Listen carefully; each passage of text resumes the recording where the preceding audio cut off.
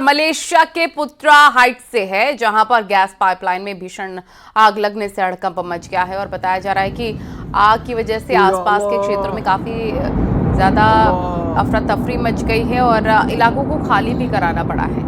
Gas pipeline में विस्फोट और आग से कम 112 लोग झुलस गए हैं। इसमें से 63 यानी 63 हॉस्पिटल में भर्ती हैं। करीब 50 घर प्रभावित भी हो गए हैं। ये तस्वीरें देखकर आप अंदाजा लगा सकते हैं कितनी भीषण आगजनी यहाँ मलेशिया में हुई है। गैस पाइपलाइन में भीषण आग में 112 लोग झुलस गए हैं।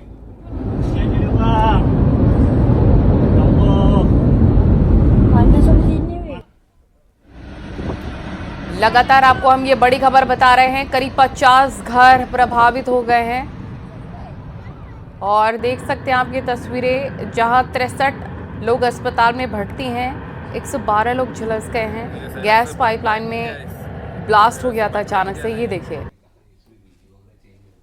ये तस्वीरें देख सकते हैं आप। भीषण आगजनी यहाँ पर हुई है गैस पाइपलाइन में और आग की वजह से आसपास के क्षेत्रों को भी खाली कराना पड़ा है।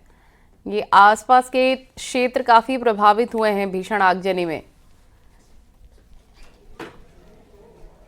बड़ी खबर आपको बता रहे हैं। लगातार तस्वीरें भी आप देख सकते हैं। मलेशिया के पुत्रा हाइट से ये तस्वीरें हैं। ये देखिए, आग की लपटें कैसे ऊपर ऊपर तक उठ रही हैं। 50 घर प्रभावित हो गए। एक बार फिर से आपको ये बड़ी खबर बता रहे हैं। लगातार आप तस्वीरें भी देख रहे हैं।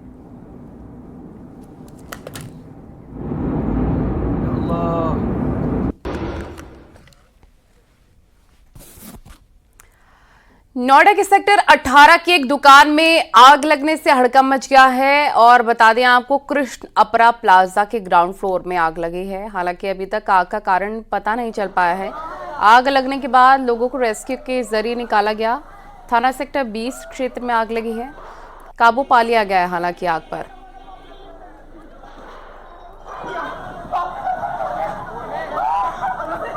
थाना सेक्टर 20 क्षेत्र में ये आग लगी है। ये बड़ी खबर आपको बता रहे हैं। पुलिस दमकल विभाग की टीम मौके पर। सेक्टर 18 का ये पूरा मामला है जहां पर आग लगी है। नोएडा के सेक्टर 18 की बिल्डिंग में लगी आग। हड़कंप मच गया है आग से। कृष्ण अपरा प्लाजा के ग्राउंड फ्लोर पर ये आग लगी है।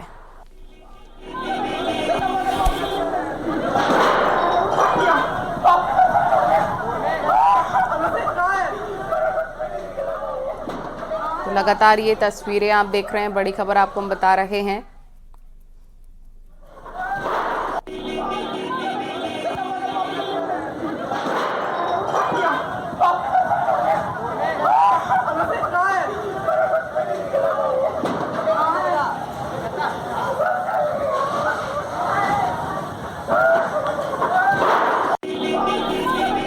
और प्रदेश में कई जगहों पर लोगों ने शराब की दुकानें खोले जाने का विरोध किया है। हम आपको 2 जगहों की तस्वीरें दिखा देते हैं। ये तस्वीरें मऊ और कानपुर के हैं। मऊ में शराब दुकान खोलने को लेकर महिलाओं ने हंगामा किया है। बड़ी संख्या में महिलाएं लाठी डंडे लेकर पहुंची हैं। शराब की दुकान के बाहर हंगामा किया है। उनका कहना है कि शराब दुकान होने के चलते महिलाओं को यहां से आने जाने में काफ़ी दिक्कतें होती हैं, वो सेफ फील नहीं करती हैं। साथ ही पास में एक मंदिर भी है। उधर कानपुर में भी देसी ठेका खोलने का विरोध हो रहा है। सरस्वती विद्या मंदिर दामोदर नगर के पास देसी ठेका खोलने के विरोध में क्षेत्रीय पार्षद समेत सैकड़ों की संख्या में लोगों ने काफ़ी नारेबाजी की है।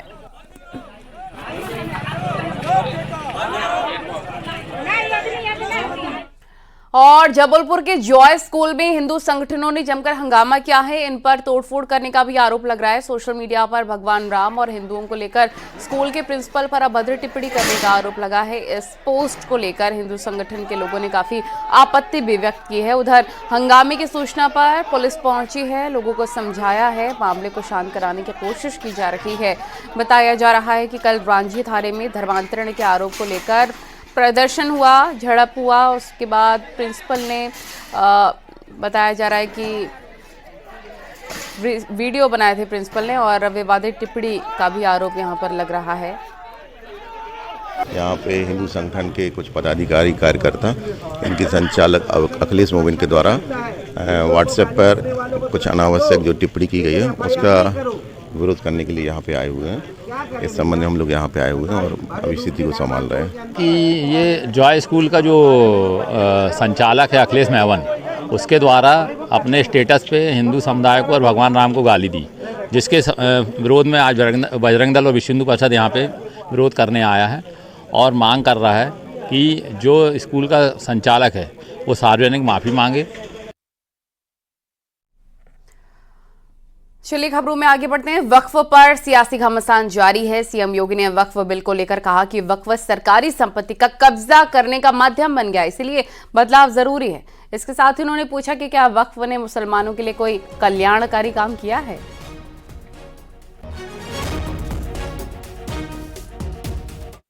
हर अच्छे कार्य का विरोध होता है, वैसे ही वक्फ संशोधन विधेयक पर भी ये हो हल्ला हो रहा है। लेकिन मैं कहता हूं जो हो हल्ला कर रहे हैं इनसे पूछना चाहता हूं कि इन्होंने कोई ऐसा काम वक्फ बोर्ड के माध्यम से किया हो जो वेलफेयर का हो। छोड़िए, सब समाज की बात छोड़िए, मुस्लिम समाज का ही कोई कल्याण किया हो उस प्रॉपर्टी का।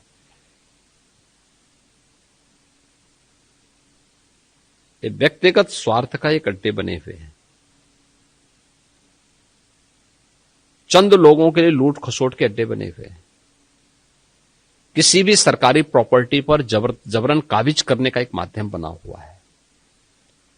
और रिफॉर्म इस समय की मांग है। हर रिफॉर्म का विरोध होता है, लेकिन देश काल और परिस्थिति के अनुसार हमें उस प्रकार के रिफॉर्म के लिए तैयार होना चाहिए। और वक्फ बिल का काउंटडाउन शुरू हो गया है। कल यानी 2 अप्रैल को वक्फ संशोधन बिल संसद में पेश होगा। अखिलेश यादव का कहना है कि वो वक्फ बिल के खिलाफ हैं। बीजेपी हर जगह हस्तक्षेप करना चाहती है। और इसी बीच एआईएमआईएम प्रमुख असदुद्दीन ओवैसी ने वक्फ बिल को बर्बाद बिल बताया है। खिलाफ है हम लोग, इसलिए खिलाफ हैं क्योंकि भारतीय जनता पार्टी हर जगह हस्तक्षेप करना चाहती है। भारतीय जनता पार्टी हर जगह अपना कंट्रोल चाहती है। वक्फ बोर्ड के खिलाफ है हम लोग, इसलिए खिलाफ हैं क्योंकि भारतीय जनता पार्टी हर जगह हस्तक्षेप करना चाहती है। भारतीय जनता पार्टी हर जगह अपना कंट्रोल चाहती है। आर्टिकल 14, आर्टिकल 25, 26, 29 का ग्रेव वायलेशन है। ये वक्फ बिल नहीं है, बल्कि ये वक्फ बर्बाद बिल है ये।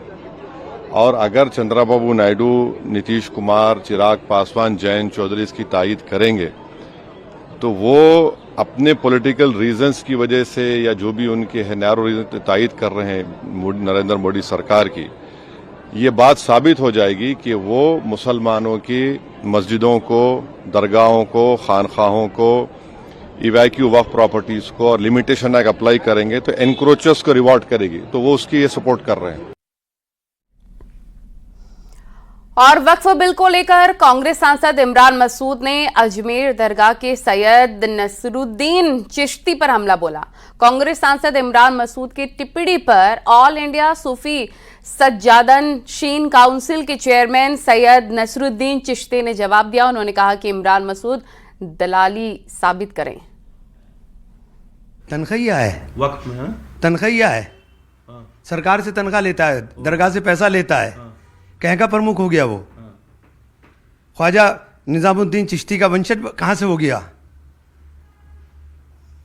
उसका लेना देना क्या है? सरकार से तनख्वाह लेता है, तनख्वाह है। दलाली की जो तक बात कर रहे हैं आप, तो आप ये साबित करें कि कहां दलाली हुई है।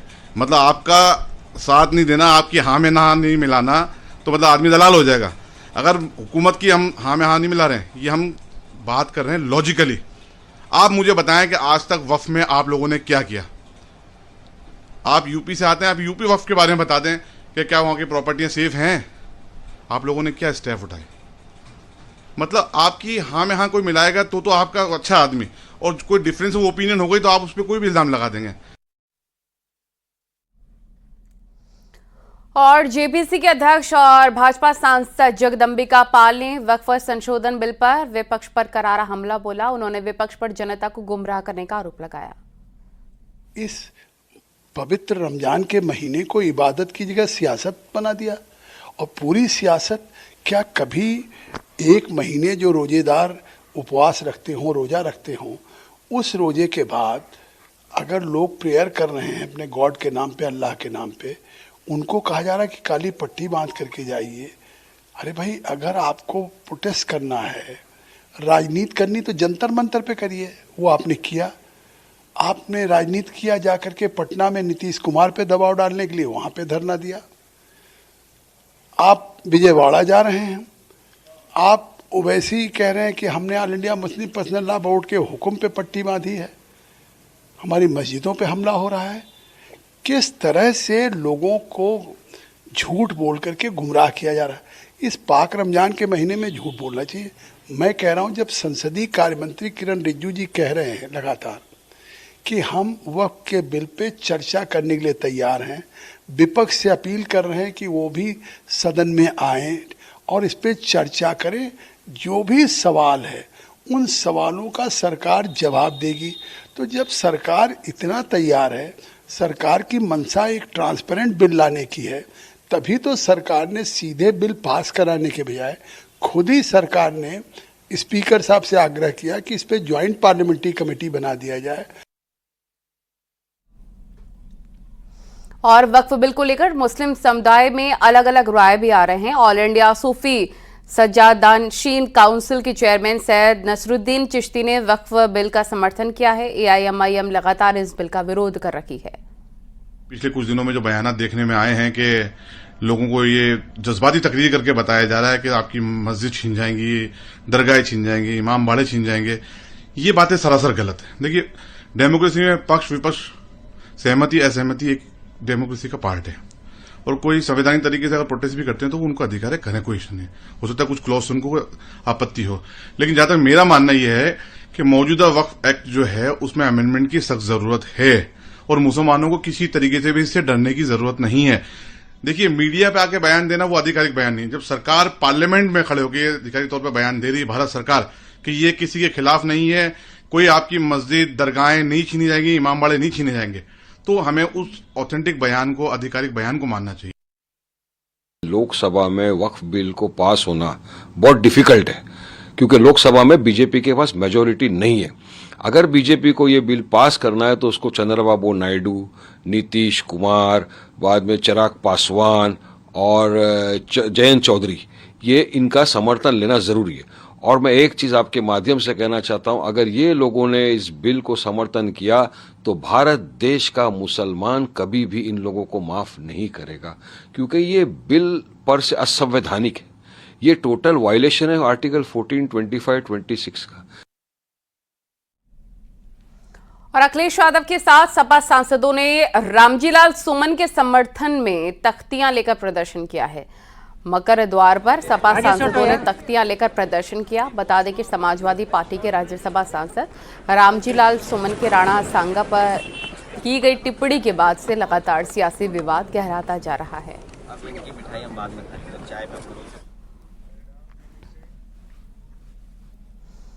और अखिलेश यादव ने बीजेपी की तुलना हिटलर से की है। अखिलेश का कहना है कि जिस तरह हिटलर पर्स के जरिए अपने सियासी विरोधियों को सबक सिखाता था, उसी तरह से बीजेपी करणी सेना के जरिए विरोधियों को निशाना बनाती है। मैंने अधिकारी से पूछा, IPS अधिकारी थे, कि ये बताओ, ये मुझे क्यों नहीं जाने दे रहे हो ईद के कार्यक्रम में? उनके पास कोई जवाब नहीं था। मुझे खुद ये कभी परंपरा नहीं रही है कि किसी सरकार के मुख्यमंत्री, एक्स चीफ मिनिस्टर को रोका जाए।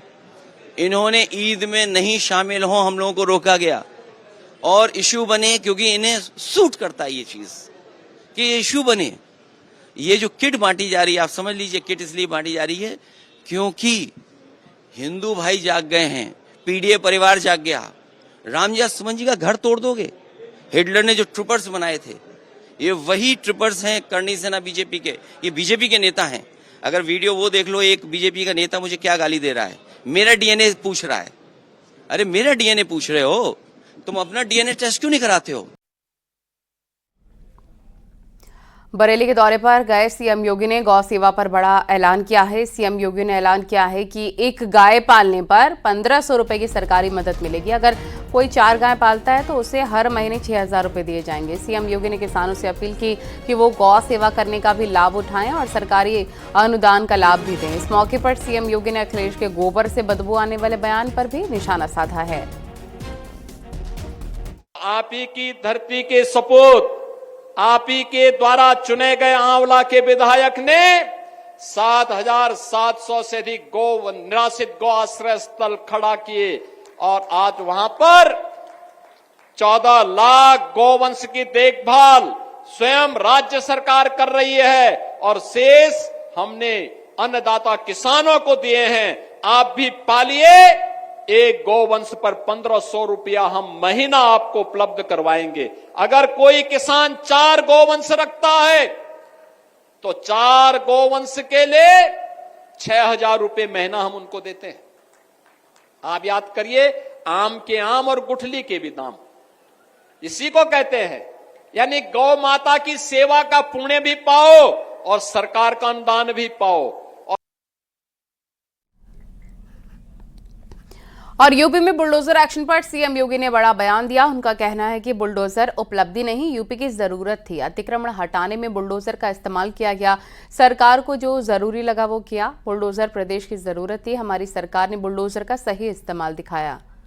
कराने के लिए उसी का भी नहीं है, ये यहाँ की आवश्यकता थी और उस आवश्यकता के अनुरूप हम लोगों को जो आवश्यक लगा, आज भी हम लोग कहीं अतिक्रमण होता है तो उसको खाली कराने के लिए उसी का इस्तेमाल होता है।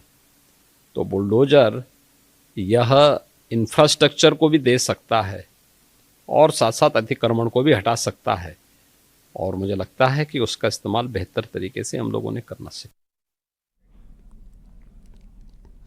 औरंगजेब की कब्र को लेकर महाराष्ट्र सरकार की तरफ से बहुत बड़ा बयान आया है। महाराष्ट्र के मुख्यमंत्री देवेंद्र फडणवीस ने संकेत दिए हैं कि छत्रपति संभाजी नगर में मौजूद औरंगजेब की कब्र को नहीं हटाया जाएगा। उन्होंने कहा कि औरंगजेब को पसंद करें या नहीं, उनकी कब्र सुरक्षित स्मारक है। मुख्यमंत्री देवेंद्र फडणवीस नागपुर में मीडिया से बात कर रहे थे और उन्होंने ये जरूर कहा कि किसी भी तरह से औरंगजेब और उसकी कब्र का महिमा मंडन नहीं होने देंगे।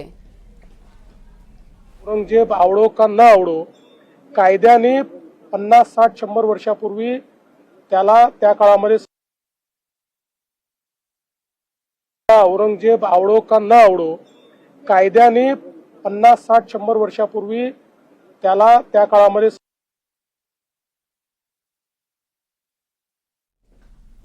और आरएसएस के भैयाजी जोशी ने दूसरी बार ये बात दोहराई है कि औरंगजेब की कब्र का मुद्दा गैर जरूरी है। जिसकी मौत हुई है उसकी वहां पर कब्र है। उनकी वहाँ मृत्यु हुई, उनकी कब्र वहाँ बनी हुई है। जिसको श्रद्धा है वो जाता है। अब श्रद्धा किसको है किसको नहीं वो तो मैं नहीं जानता हूँ, और इसलिए जो है वो है। हमारे यहाँ की परंपरा में मृत्यु के बाद हम उसकी ज़्यादा चिंता नहीं करते। अपनी जनता पार्टी के नेता स्वामी प्रसाद मौर्य ने सरकार पर हमला किया है। स्वामी प्रसाद ने कहा है कि औरंगजेब मंदिर और मस्जिद के मुद्दों पर राजनीति न की जाए, लोगों के रोजगार और विकास पर चर्चा हो जिससे देश आगे बढ़ सके। जो मूलभूत प्रदेश और देश की समस्या है, न उस पर नजर प्रधानमंत्री की जा रही है, न मुख्यमंत्री की जा रही है। आज इसीलिए इस यात्रा के माध्यम से मेरी मांग है केंद्र और प्रदेश सरकार से कि हिंदू मुस्लिम मस्जिद में मंदिर खोजने और औरंगजेब के प्रकरण उछालने से समस्याओं का निदान नहीं होना है। और बस्ती के हरैया विधानसभा सीट से बीजेपी विधायक अजय सिंह अपने ऊपर लगे आरोपों को लेकर भावुक हो गए। सोशल मीडिया पर उनके खिलाफ भ्रम फैलाने वालों को श्राप देने लग गए। उन्होंने कहा, मैं सूर्यवंशी क्षत्रिय हूं, 9 दिन का व्रत हूं, जो लोग भ्रम फैला रहे हैं उनको मैं श्राप दे सकता हूं। इस तरह की राजनीति करने वालों का विनाश हो जाए। बता दें कि उभाई गांव के नाबालिग आदर्श उपाध्याय की 25 मार्च को मौत हो गई थी। परिजनों ने पुलिस की पिटाई से मौत का आरोप लगाया था। इस घटना के विरोध में बीजेपी, सपा और कांग्रेस पीड़ित परिवार के साथ खड़े नजर आए। सगत घात कहता हूँ कि मैं भी श्राप दे सकता हूँ, मेरा इससे कोई संबंध नहीं है। राजनीति मेरी अलग विषय है, राजनीति अलग करो, लेकिन ये कह दो कि मेरा रिश्तेदार है। एक इतनी बड़ी घटना हुई, एक ब्राह्मण की हत्या हुई और उसके बाद ये कह दो कि विधायक जी संरक्षण दे रहे हैं, FIR नहीं होने दे रहे हैं, कार्रवाई नहीं होने दे रहे हैं। अरे विनाश हो जाएगा इस राजनीति में। इस तरह की राजनीति करोगे ना तो विनाश हो जाएगा। जितने लोग भी लगे हो विनाश करने में, विनाश हो जाएगा। नोट कर लो, जो कार है मैं भी श्राप दे सकता हूँ, इनमें कोई भी सत्य व्यक्ति श्राप दे सकता है। और झांसी पुलिस ने ऑनलाइन सट्टेबाजी करवाने वाले बड़े गिरोह का पर्दाफाश किया। 5 शातिर सट्टेबाजों को गिरफ्तार कर सलाखों के पीछे भेजा है। पुलिस की पड़ताल में कई ऐसे खुलासे हुए हैं जिनको लेकर हर कोई हैरान है। पुलिस की पूछताछ में गिरोह का सरगना धर्मेंद्र साहू निकला। इसके बारे में दावा किया गया है कि 1 दशक पहले धर्मेंद्र साहू धनिया बेचता था। सट्टेबाजी के गोरख धंधे में धर्मेंद्र साहू 1 दशक में करोड़पति बन गया। पुलिस अधीक्षक महोदया द्वारा अपराधियों के विरुद्ध चलाए गए अभियान के तहत स्वाट टीम तथा थानाध्यक्ष सिपरी बाजार की टीम के द्वारा IPL में सट्टा खिलवाने वाले अपराधियों को गिरफ्तार किया गया है, जिसमें कुल 5 अपराधी, जिसमें जय सिंह गुर्जर पुनावली का प्रधान है वो। इसके अलावा कुल अभी 7 भागे हुए हैं, जिसमें मुख्य रूप से जो गैंग का सरगना है धर्मेंद्र साहू भी फरार है। इन सभी को बाकी जो फरार हैं उनको भी यथाशीघ्र गिरफ्तार करने हेतु टीमें लगा दी गई हैं। झांसी पुलिस ने ऑनलाइन सट्टा खिलाने वाले गिरोह का सबसे बड़ा खुलासा करते हुए गिरोह के 5 शातिर सटोरियों को गिरफ्तार कर सलाखों के पीछे भेज दिया। इस पूरे गिरोह में 1 दर्जन शातिर सटोरिये काम कर रहे थे, जो IPL शुरू होते ही ऑनलाइन सट्टा करवाने का काम बड़े पैमाने पर पूरे देश और विदेश में करते थे। इस पूरे गिरोह का मास्टरमाइंड धर्मेंद्र साहू निकला, जो झांसी का ही रहने वाला था। बताया जा रहा है कि धर्मेंद्र साहू 1 दशक पहले धनिया बेचने का काम करता था और धीरे धीरे धनिया बेचते बेचते धर्मेंद्र साहू अब धन कुबेर बन गया है। देश में और विदेश में धर्मेंद्र साहू की हजारों करोड़ों की अकूत संपत्ति होने का भी बात सामने आ रही है। वहीं इस बाबत पुलिस अधिकारियों का कहना है कि धर्मेंद्र साहू की पूरे मामले की जांच की जा रही है। बड़े पैमाने पर धर्मेंद्र साहू ऑनलाइन सट्टा खिलाने का काम करता था। फिलहाल पुलिस पूरे मामले की जांच कर रही है। बड़ी बरामदगी भी 5 गिरफ्तार सट्टेबाजों से पुलिस ने की है। अश्विनी मिश्रा, न्यूज़ 18, झांसी। और संत कबीर नगर जिले की एक प्रेम कहानी इन दिनों काफी चर्चा में है। इस प्रेम कहानी में पति ने अपनी पत्नी की शादी उसके प्रेमी से कराई थी, लेकिन इस प्रेम कहानी में अब ट्विस्ट आ गया है। जिस प्रेमी के साथ पति ने अपनी पत्नी की शादी कराई थी, उसकी मां ने अपनी नई नवेली बहू को उसके पहले पति के घर वापस भिजवा दिया है। उसका कहना है कि वो उस आदमी और उसके बच्चों का दर्द देख नहीं पा रही।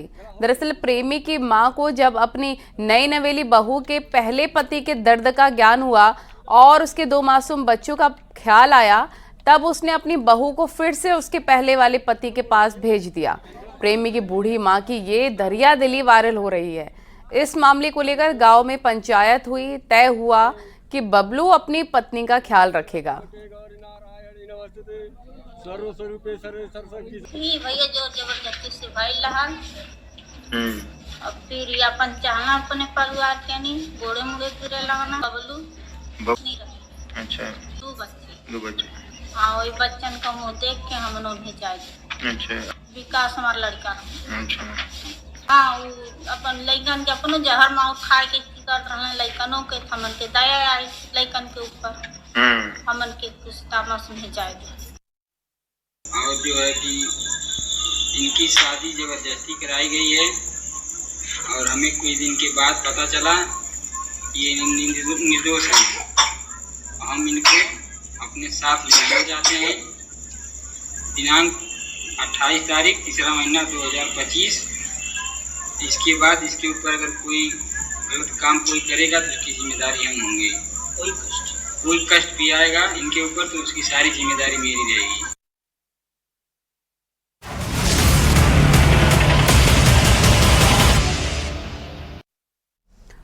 और लखनऊ से अयोध्या जाना महंगा हो गया है। वजह है टोल टैक्स बढ़ जाना, क्योंकि देश के सभी नेशनल हाईवे और एक्सप्रेसवे पर टोल प्लाजा की बढ़ी हुई दरें लागू हो गई हैं। लिहाजा लखनऊ से अयोध्या जाने वाले हाईवे पर भी टोल की बढ़ी दरें लोगों को चुकानी पड़ रही हैं।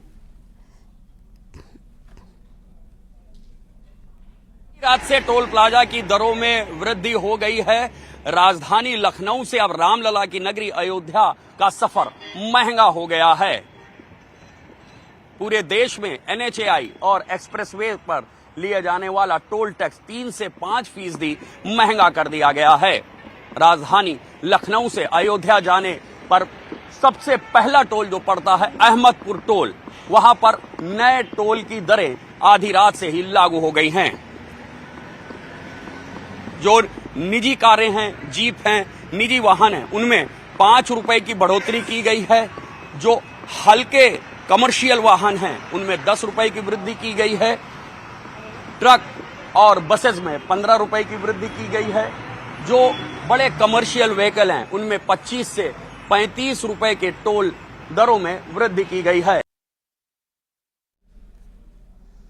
हापुड़ टोल प्लाजा पर भी टोल टैक्स की दरें बढ़ा दी गई हैं। टोल टैक्स बढ़ने से आम आदमी की जेब पर भी असर पड़ रहा है। कमर्शियल गाड़ियों पर टोल टैक्स की दरें बढ़ने से महंगाई बढ़ने की आशंका जताई जा रही है।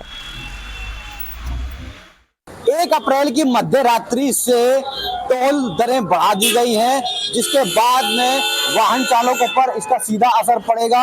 इसके अलावा जो कमर्शियल वाहन हैं उनमें भी टोल टैक्स में वृद्धि की गई है, तो महंगाई बढ़ने के आसार हैं। इस वक्त हम दिल्ली लखनऊ नेशनल हाईवे 9 पर खड़े हुए हैं, छिजारसी टोल प्लाजा पर हैं और मेरे पीछे आप देखिए यहाँ पर तमाम जो निजी वाहन है, कमर्शियल वाहन है, उनकी यहाँ पर लाइनें देखने को मिल रही हैं और टोल की दरें बढ़ चुकी हैं। जिसके बाद में जिन लोगों को पता नहीं है कि टोल की दरें बढ़ी हैं, तो उनकी बहसबाजी भी यहाँ पर टोल प्लाजा जो कर्मी है उनके साथ देखने को मिल रही है।